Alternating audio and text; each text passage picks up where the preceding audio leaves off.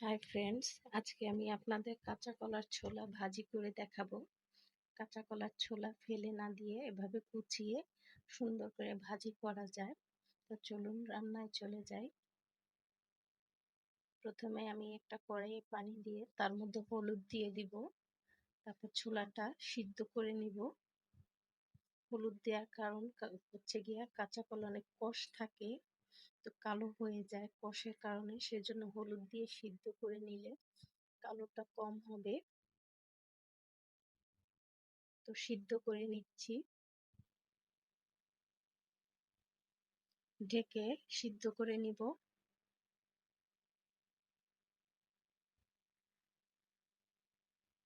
সিদ্ধ হয়ে গিয়েছে, এবারে পানি ছেঁকে নিচ্ছি।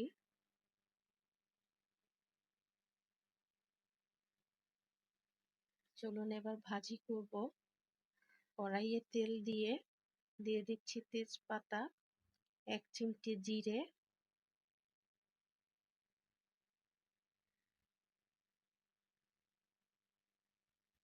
দিয়ে দিচ্ছি পেঁয়াজ কুচি,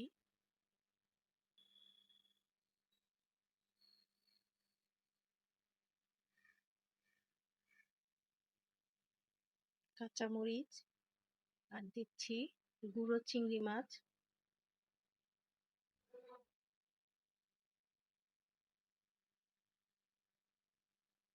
এবার সবকিছু একত্রে ভেজে নিব।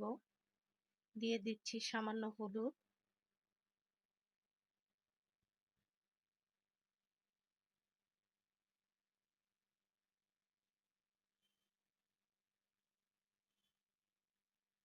কুচানো আলু দিয়ে দিচ্ছি।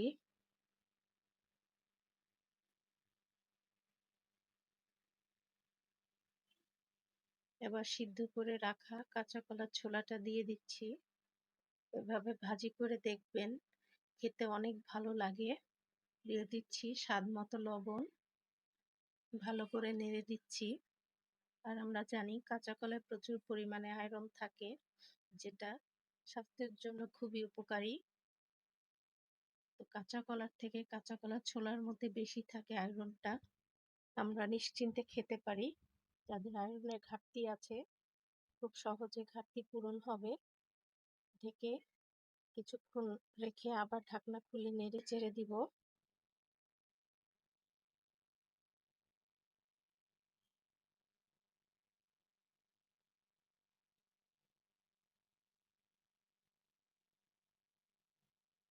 আর যেহেতু কাঁচা কলার ছোলা আমরা অনেকেই ফেলে দিই, ফেলে না দিয়ে এভাবে ভাজি করলে কিছুটা সাশ্রয়ী হবে এবং কিছুটা আমরা ভিটামিন, আয়রন এগুলোও পাবো। তৈরি হয়ে গেল কাঁচা কলার ছোলা ভাজি। যদি ভালো লাগে অবশ্যই কমেন্ট করে জানাবেন।